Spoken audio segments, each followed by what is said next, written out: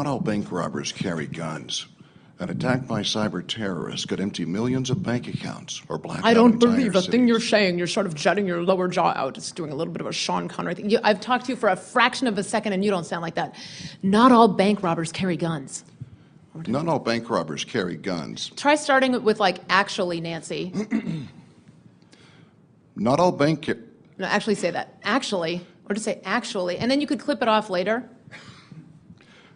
Actually, not all bank robbers carry guns. An attack by cyber terrorists could empty millions of bank accounts or black out entire cities, paralyzing America just as the 9/11 attacks did. Paralyzing America. Let your left hand talk a bit, yeah? I'm not generally a big fan of what they call the audible lead-in.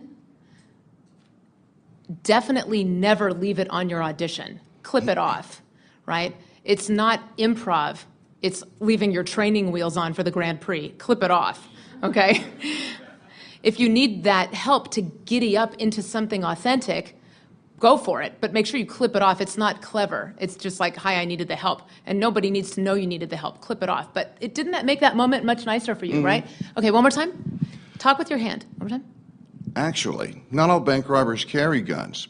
An attack by cyber terrorists could empty millions of bank accounts or black out entire cities, paralyzing America just as the 9/11 attacks did. But you can help stop cyber terrorism with a bachelor's or master's degree in cybersecurity from University of Maryland College. Take that sentence one more time. But you can stop cyber terrorism with a bachelor's or master's degree in cybersecurity from University of Maryland University College. UMUC cybersecurity programs are taught by leading experts from the front lines of the cyber battlefield. Scholarships, loans, and interest-free monthly payments plans are available. Now they're saying it's not just the banks, it's the cell phone networks too. Oh, I'm reading the wife part, sorry. Okay. That's good. Okay, let me hear the top two sentences one more time. Okay. And a lot quieter. Not all bank robbers carry guns. An attack by cyber terrorists could empty millions of bank accounts or black out entire cities. Yeah, that's much better. That's really nice. Thank you. That's great. Grab a seat. You found a much more authentic, relaxed sounding thing. So I think a good takeaway for you is to avoid going to a stereotype and find the mood yourself. It's a cautionary advisory to somebody else. And if it takes like an actually, or how would I get Nancy to move her car, or find a similar situation in life so that you're not tempted to slide over to archetype, because the problem is you've got a good ear. You do the archetype too well. If you sucked at doing the archetype, you wouldn't even go to it.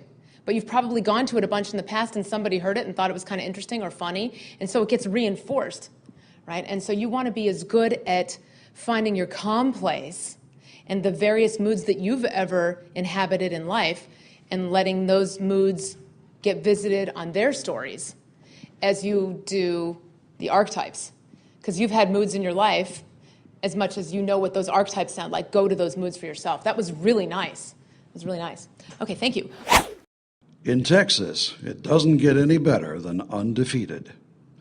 In Texas, it doesn't get any better than a secret recipe. In Texas, it doesn't get any better than 8 seconds. Let me in on a secret. Make it more important to you and yet less loud. In Texas, it doesn't get any better than undefeated. See, won't that be nice under picture? You've always got to remember, if you're a part of a bigger machine, you're not acting alone. That was really good. I mean, picture that going with pictures, it's better. Keep going. In Texas, it doesn't get any better than a secret recipe. That's a little too breathy. Okay. I know I'm refining the head of a pin, but No, it's one more all right. time, just a little more of an admit down there. In Texas, it doesn't get any better than a secret recipe. And plus, you're saying it's secret, right? So it makes more sense that you're hushed about it. In Texas, it doesn't get any better than 8 seconds. In Texas, it doesn't get any better than Chevy. Nice. That's great. Very nice. Thank you. Thank you. Great. Just wondered if you could identify and elaborate on active hush more. Okay, cool. Define that.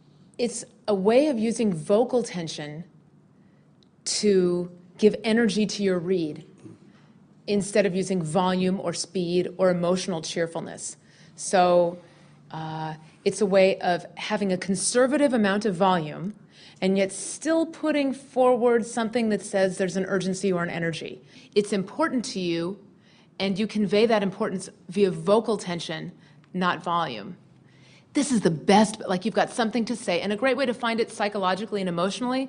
I've used the example, if you're in a movie with a friend and you dropped your keys, and it's important that you find them, you're in a context that doesn't suffer volume, narrating underneath a TV spot. And you might have something important you need to say, and it might be emotionally important to you, but circumstantially you can't have loudness enter your conversation. It's just under your feet. No, I dropped my keys. No, I think, so where there's a vocal tension to impart the sense of importance. This is the best burger I've ever had. Vocal tension buys you a lot of room for enthusiasm.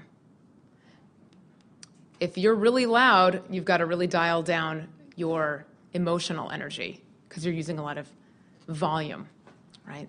This is the best burger I've ever. The question was, what do I mean by active hush? Vocal tension is going to be producing the sound of energy, not volume or your mood or speed. Of all the flavors in the world, the purest ones come straight from nature. New Finlandia Grapefruit Fusion tastes so much like a bright, fresh grapefruit that judges at the San Francisco Spirits Competition awarded it the best tasting flavored vodka in the world. Try it and taste the accolades for yourself. Finlandia Grapefruit Fusion. That's horrible. Not that you were horrible. No. I picked a copy that was deliberately horrible because it's a tangle to say. Finlandia Grapefruit. I had to God, dig I wish before I I could had find some something. vodka. Finlandia Grapefruit Fusion. Untangle it. Yes. I did that on purpose. I found a horrible copy on purpose. Slower and explain it to me. The intention to explain it to somebody will help you untangle it. I'm like over here going, what? The what? Go. Finlandia Grapefruit Fusion. Yeah. The taste that nature intended. Okay, so take it from the top one more time, and you can actually afford to get a little more into it. It's so much like share it with me. Like it was actually pretty cool. Another good subtext intention, if I hadn't mentioned it earlier, if you're looking for a subtext intention or a line to, actually the stuff doesn't suck. Actually, this is pretty good.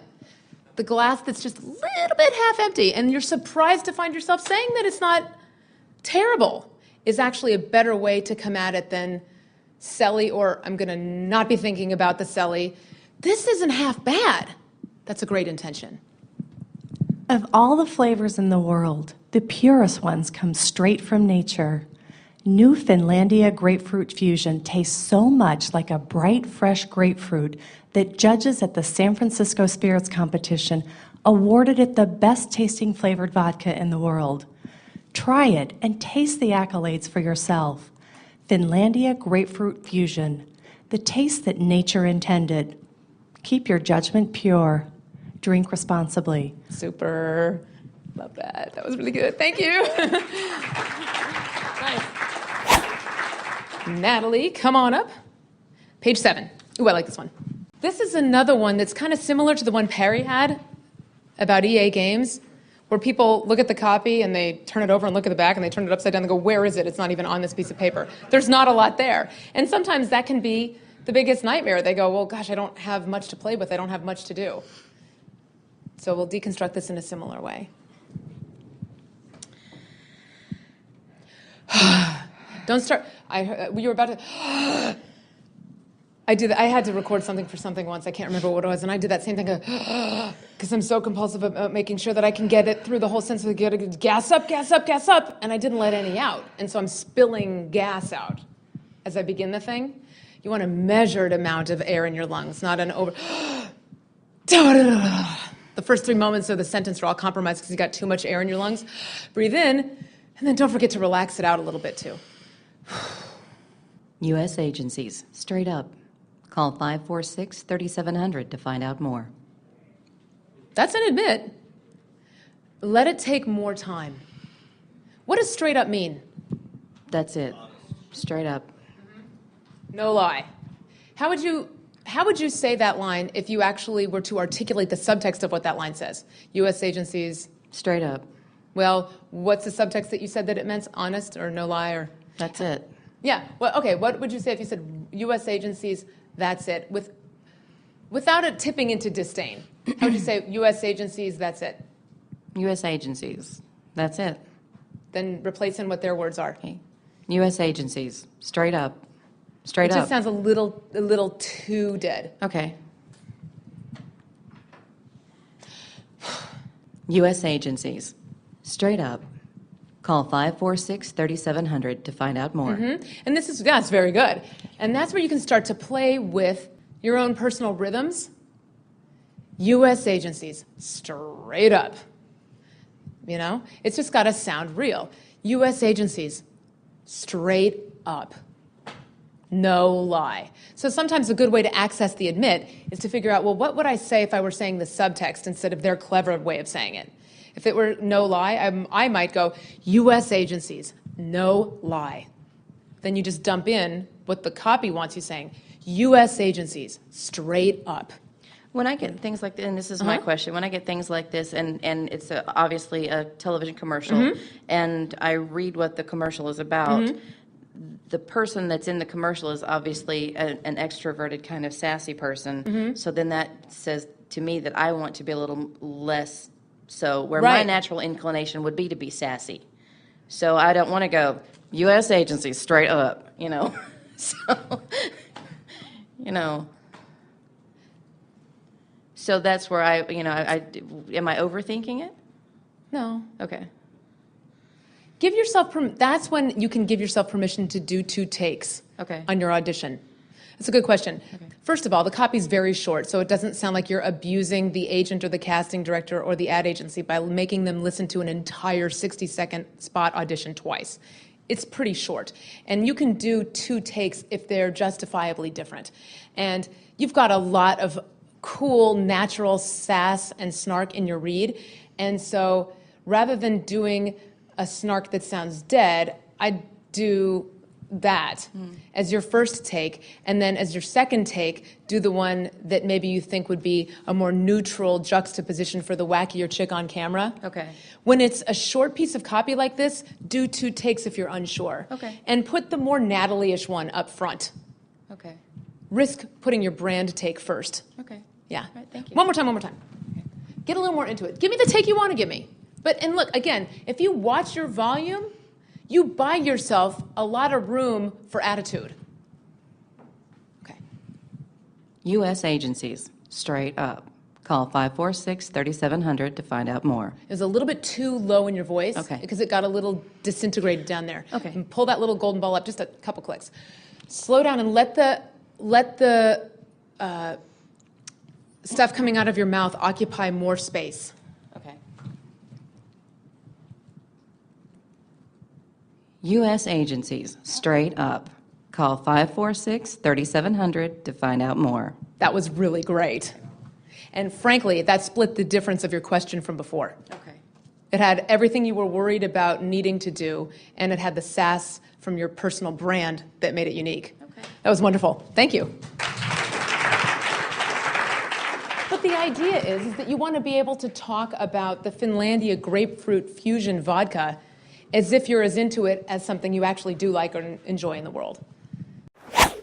Nothing beats a big, juicy double-double. Piping hot hand-cut fries. Ice-cold ice cream shake. For the In-N-Out burger nearest you, call toll-free 1-800-786-1000. That's good. It's a little too dramatic. Okay. Pick up the pace. Sure. Okay. Nothing beats a big, juicy double-double. Do you love In-N-Out, right? I do. Okay. I do too. And maybe so much so that it does go a little dramatic, but endorse it. One more time. Okay. Like when you're really into it, okay, now I've taken away your volume toy, Right. but you can sound a little more into it. Let your nose scrunch up a little bit. Like it's just, okay, one more time. Nothing beats a big, juicy double-double. Piping hot hand-cut fries. Ice-cold ice cream shake. For the In-N-Out burger nearest you, call toll-free 1-800-786-1000. One more time. Lift your pitch up a little bit. Like you're really, it's just too dramatic. One more time. Nothing beats a big, juicy double-double. piping hot hand-cut fries, ice-cold ice cream shake. For the In-N-Out Burger nearest you, call toll-free 1-800-786-1000. Okay, so this is tricky because this is getting a little announcery, right? Just imagine having had one. I just And did at okay. lunch. I didn't have the shake, but Because we're going back for more later. But okay, one more time. Okay. Explain it to me. Like has anyone here never had In-N-Out? So good, you don't know what you're missing. Okay, talk to those people. Convince them. Okay. Collude with them. You don't want to make it too dramatic, but it's important to you, okay? Yeah. Nothing beats a big, juicy double-double. But nothing beats a what? One more time. Nothing beats a big, juicy double-double. One more time. Nothing beats a big, juicy double-double. Piping hot hand-cut fries, ice-cold ice cream shake. For the In-N-Out Burger nearest you, call toll-free 1-800-786-1000. Okay, one more time. Hang on one second. Shh, you guys, shh. Don't forget to breathe. One more time. Explain it to me in clumps. One more time. Nothing beats a big, juicy double-double. Slow down a little bit. Nothing beats a big, juicy double-double. Piping hot hand-cut fries, ice-cold ice cream shake. For the In-N-Out Burger nearest you, call toll-free. It's getting a little, it's not, but that first sentence was really good. Okay. Nothing beats, okay, so you can be a little bit louder. Right. One more okay. time. Nothing beats a big, juicy double-double. Piping hot hand-cut fries, ice-cold ice cream shake. For the In-N-Out Burger nearest you, call toll-free 1-800-786-1000. 1-800-786-1000. This is going to sound like the nuttiest direction you ever got. Let your eyebrows come up a little bit. Like it's that thing we were talking about before about the actually, so that it doesn't get like 1-800-786. 1-800, a little more actually. Okay.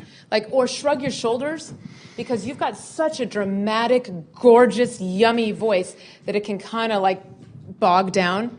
One more time, and let a little more actually bounce through your subtext. It's always relative to the person.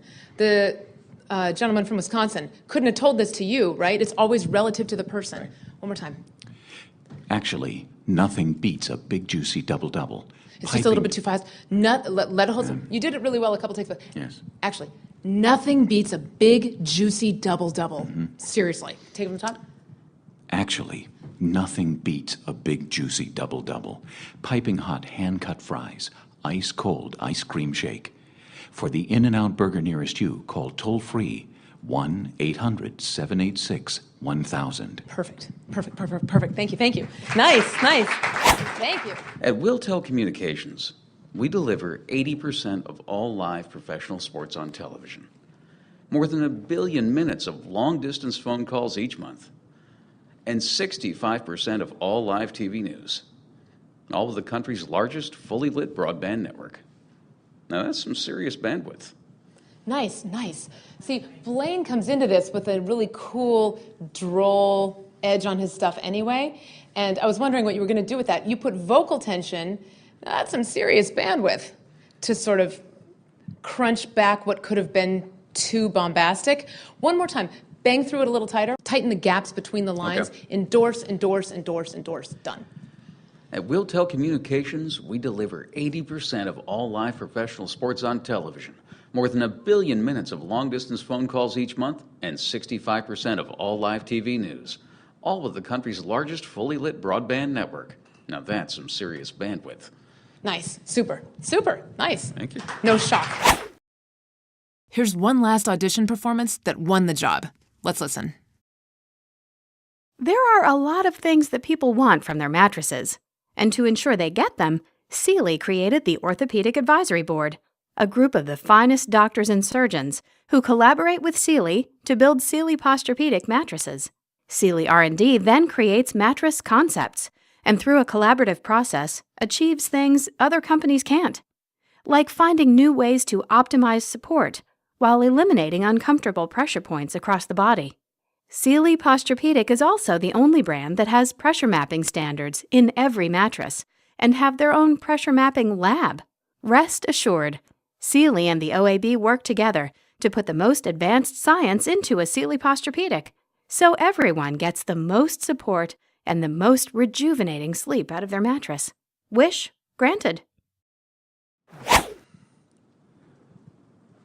That's the business ambition of Dutch Brothers Coffee. Charter Media proudly supports their ambition by helping them advertise to their customers on the shows they love. Reach your business ambition with Charter.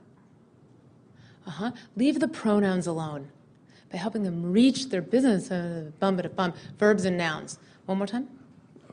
Okay. That's the business ambition of Dutch Brothers Coffee.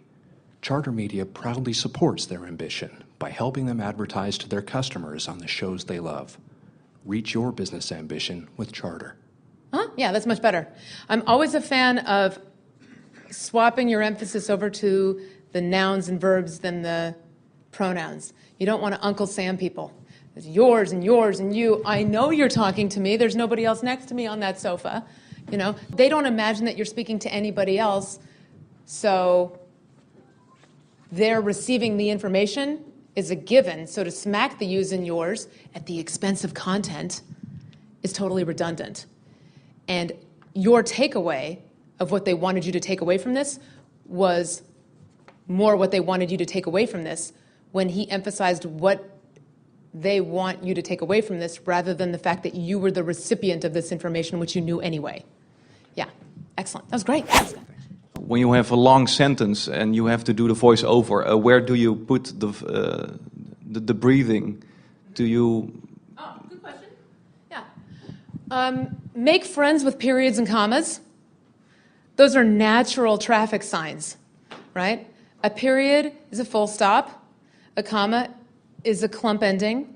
But sometimes you have clump endings that don't grammatically require a comma. It's wherever you've got a clump ending, you need to know this and you need to know that, you need to know this and you need to know that, you need to know this, you need to know that, boom. And wherever you would grab air if you were explaining this to somebody. Once again, explaining it to somebody is a great way to find the rhythm because you're intending to get this clump in somebody's head and you're intending to get that next clump into somebody's head. So it's about clumping and particularity and you breathe after the clumps. Obvious clump endings get periods from the writer or commas from the writer, but groups of words clump up and breathe after clumps. For instance, like in a promo, I'm talking to you as in you can win some tickets to a concert or whatever. Do I have to punch the you also, or is it already obviously I'm talking to you? So. Right. I'm going to say no. Call in and you can win tickets to a concert you'd really like to see. I already know I'm being spoken to. Now you can call in and you can win tickets to a concert you'd really like to see. Now you can call in and win concert tickets to a concert you'd really like to see.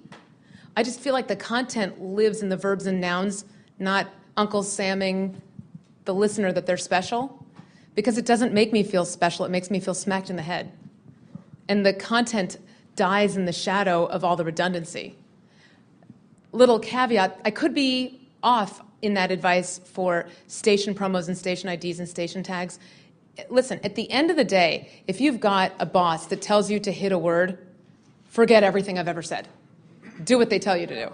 But I think if I'm going to go for core theory, I think you really want to emphasize the words that further the story, not that stab at the listener. Right?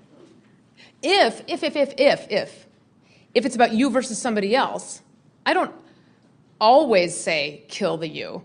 If it's a story where like he did this and she did that, but what about you? If it's I always try to run it through the check your math equation, the as opposed to what. Remember I was talking about that thing about the burger before? This is the best. If you're trying to figure out what the operative word in the sentence is, whether is it or isn't it the you or the mine and the his and the hers and the turkey and the chicken and whatever, can it suffer the as opposed to what question? This is the best burger I've ever had. Really? This is the best burger I've ever had, as opposed to somebody else? If it's not as opposed to somebody else and it's about the burger, not the person eating it, then hit burger, not I. Not to get too gender specific, but just to give you some things to be watchful for out there in the world. Guys tend to get dramatic or they tend to get boomy. Watch it. Use the actually, use the admit, explain it to somebody without condescending to them. Right? Sometimes people say, explain it to me like I'm a kid, but sometimes we condescend to kids. explain it to, there's often been this thing, explain it to somebody like you're speaking to your parents or somebody who's older than you are so that you don't get condescending. But I get even more condescending when I'm trying to explain to my mom how to use some digital thing in the house, so that's not good. That people say, explain it to your best friend. Well, your best friend isn't always the consumer. Your best friend isn't the audience. And I've used this example many times, but I can't always pretend to be talking to Pam. If it's for beer, I don't like beer, and maybe Pam doesn't either. And so why do two levels of acting? Now I got to pretend like I'm talking to Pam, and I got to pretend we both like beer. When you're trying to find a connected audience or somebody to imagine connecting to, try connecting to someone from the demographic. Pretend to talk to a beer drinker. Don't always go to a child who doesn't drink beer, hopefully, or your parents who might not drink, or your Pam who maybe doesn't drink beer and you don't like beer either. Try to pretend to talk to, as long as you're playing pretend, try to talk to somebody who's an imaginary person in your demographic. If you try to talk to a beer drinker, you'll have the vibe better, okay? So guys have to watch getting too boomy or too dramatic when they go to something announcery. They're trying to bring their admit in. Just listen back, make sure that you're not getting too zesty or going to some old archetypes for Newsy or your idea of a trailer guy who you think might sound more appealing than you sound. You're enough. Do it like yourself, okay? And for women, again, I hate to get too gender stereotypical, but try to avoid the people pleaser, try to avoid the sugar, try to avoid happifying people. And if you listen to yourself back and you find yourself doing some of these things that have you slipping into something of too much zest or too much bombast, or you're nervous and you sound too cheerful, just take it into testimony. Admit it. Tell it to me. Don't sell it to me. Here's the great takeaway. Don't forget to do it on your auditions. Because it's all well and good to do it in here when you've heard 47 takes of straight through the middle, admission, active, hush, boom, boom, straight from the gut, don't embellish, just as it is, rubber stamp it, boom, boom, boom. Do it on your auditions. Thank you.